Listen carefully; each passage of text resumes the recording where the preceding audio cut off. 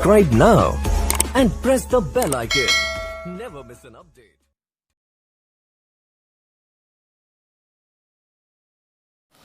Hello दोस्तों, स्वागत है आप सबका स्टॉक रिसर्च यूट्यूब चैनल में। आज हम बात करेंगे टाटा पावर कंपनी लिमिटेड के बारे में। तो ऑलमोस्ट 12% की हमको आज इसके अंदर गिरावट दिखाई दी। 103 रुपये की प्रीवियस क्लोजिंग थी और आज इसने लो बनाया है 89 रुपीज़ का। तो 12% के आसपास की गिरावट, इतनी बड़ी गिरावट का कारण क्या है उसके बारे में बात करेंगे।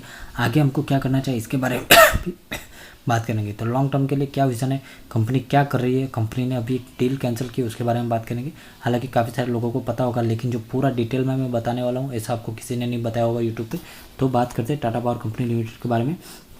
जो भी नए लोग हैं प्लीज़ चैनल को सब्सक्राइब कर दीजिए, और भी किसी शेयर के बारे में जानना चाहते हैं प्लीज़ चैनल के नीचे कमेंट कीजिए। तो टेलीग्राम चैनल अगर ज्वाइन नहीं किया, टेलीग्राम फ्री में ज्वाइन कर सकते हैं, डिस्क्रिप्शन में लिंक है।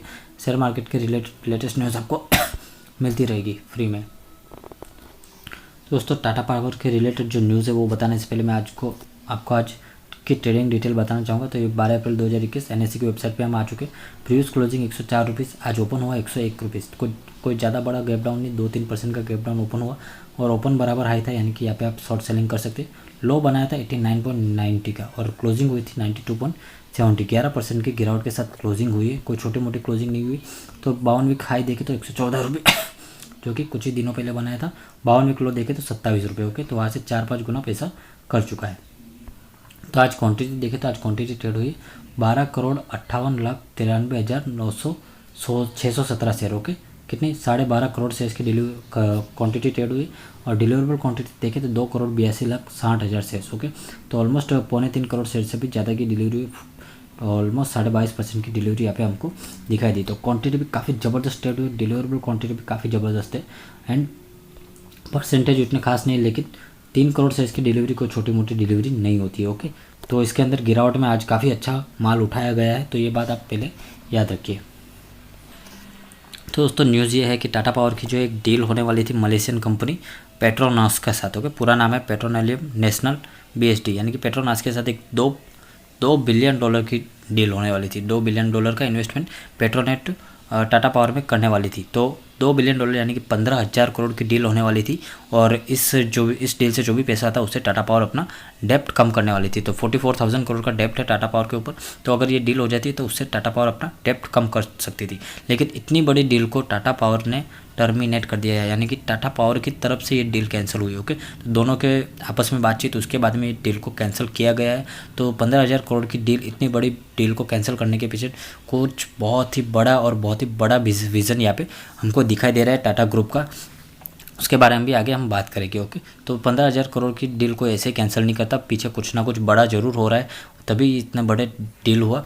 तो इस डील की वजह से शेयर के अंदर गिरावट आनी तय थी, लेकिन अगर आज मार्केट क्रैश नहीं होता तो 12% की गिरावट हमको यहाँ पे नहीं दिखाई देती। एक नॉर्मल सी 3-4% की गिरावट दिखाई देती, लेकिन मार्केट में पैनिक था, उसकी वजह से इसके अंदर 12% की गिरावट हमको दिखाई दी। ओके, तो सारे शेयर्स गिरे थे, इसके अंदर टाटा पावर में भी थोड़ी सी गिरावट दिखाई दी और दूसरा इम्पैक्ट डील की वजह से भी हुआ। ओके, तो जो समझ ली पैनिक सेलिंग तो डील की वजह से ही आई, लेकिन जहाँ पे मार्केट क्रैश हुआ वहाँ पे पैनिक थोड़ा ज़्यादा हो गया और शेयर के अंदर 12% की गिरावट आ गई और इस गिरावट में काफ़ी सारे लोगों ने दबाकर माल भी उठाया। ओके, तो 3 करोड़ शेयर के आसपास डिलीवरी हुई है, तो डिलीवरी काफ़ी तकड़ी हुई है। अभी बात करें तो अगर 86 रुपीज़ के लेवल पे आता है तो यहाँ पे हम थोड़ा थोड़ा करके बाय करना शुरू करेंगे, क्योंकि लॉन्ग टर्म में टाटा पावर हमको काफ़ी अच्छा रिटर्न देने वाला है। ओके, तो बात करते टाटा पावर ने ऐसा क्यों किया। ओके, तो टाटा पावर यहाँ पे डील कैंसिल करके बोर्ड मीटिंग करने वाली IPO के लिए, यानी कि अपने अलग से सब्सिडरीज है टाटा पावर की, उसका IPO कंपनी करने वाली है, जिससे बिजनेस में कैपिटल मिले। ओके, और ग्रीन एनर्जी के लिए अलग से IPO की गई। जैसे आपको पता है अदानी ग्रुप ने अदानी ग्रीन एनर्जी को अलग से लिस्ट किया, तो उसके बाद में क्या हुआ वो आपको सबको पता है। ओके, 1 लाख करोड़ के भी ऊपर चला गया उसका मार्केट कैप। तो अगर ऐसे अब टाटा पावर भी कुछ ऐसा ही करने जा रही, तो टाटा पावर जो अपनी सब्सिडरीज है, ये माइक्रोग्रिड, रूफटॉप सोलर पैनल्स और EV चार्जिंग का स्टेशन का ऑपरेशन जो भी है उसका अलग से IPO करेगी, यानी कि उस सब्सिडरीज को अलग से IPO में लिस्ट करेगी।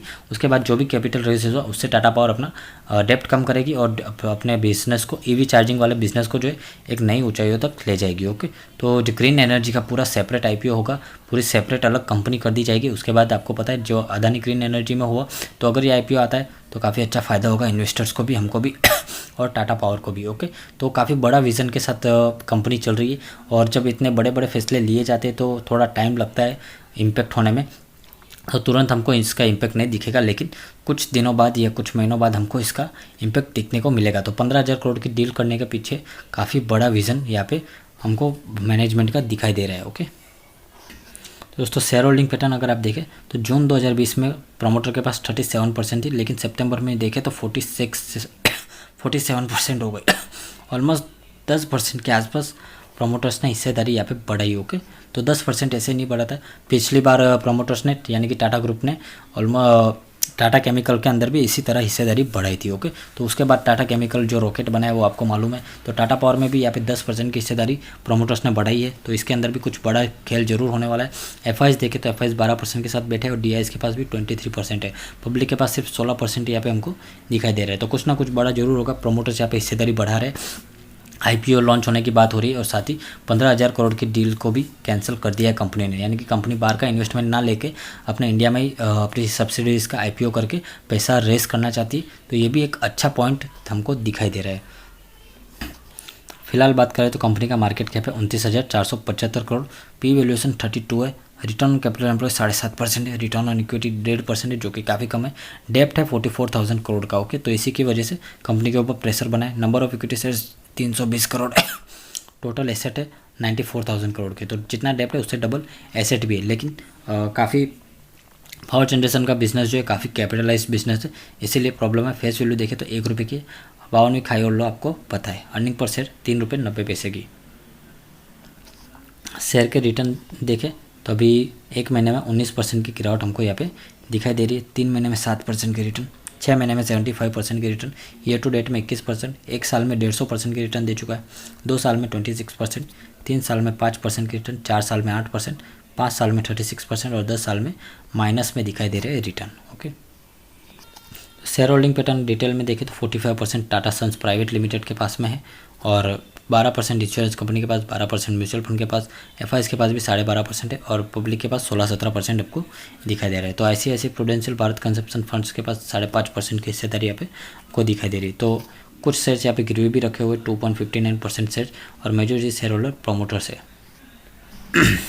पिछले 4-5 सालों में देखें तो कंपनी की शेयर्स जो एक सस्टेनेबल ग्रोथ हमको यहाँ पे दिखा दे रही, ज़्यादा ग्रोथ नहीं दिखा दे रही, लेकिन जब 5 साल पहले कंपनी कुछ और थी और आज की डेट में कंपनी कुछ है, तो आज कंपनी का विज़न कुछ और है। कंपनी इलेक्ट्रिक चार्जिंग में और ग्रीन एनर्जी की तरफ काफ़ी तेज़ी से बढ़ रही है। तो पिछले 4-5 सालों में जो भी हुआ उससे भी आगे है, आगे वाले 4-5 सालों में क्या होगा वो जानना काफ़ी इंटरेस्टिंग रहेगा। तो यहाँ पे कंपनी ने सेल्स तो मेंटेन की है, और साथ ही प्रॉफिट आफ्टर टैक्स भी देखें तो यहाँ पे हमको बढ़ता हुआ दिखाई दे रहा है। ये एक साल में लॉस है, और 2020 में तो आपको पता ही है हालत लॉकडाउन की थी, 3-4 महीने बिजनेसेस काफ़ी बंद थे, फिर भी यहाँ पे 30,000 करोड़ की सेल्स जनरेट करने में कंपनी कामयाब रही, और 363 करोड़ का प्रॉफिट भी है। ओके, तो ओवरऑल लॉन्ग टर्म विजन के साथ सबसे फेवरेट अगर कोई पावर कंपनी का शेयर है तो ये टाटा पावर है, और अदानी पावर से सस्ता मिल रहा है टाटा पावर। ओके, तो ये बात आप दोनों में इन्वेस्टमेंट कर सकते हैं, और या फिर आप इन शेयर्स में 10 या 20 शेयर पर मंथ की SIP भी कर सकते हो। ओके, तो वीडियो पसंद आए लाइक कर दीजिए, चैनल पे पहली बार है प्लीज़ सब्सक्राइब कर दीजिए।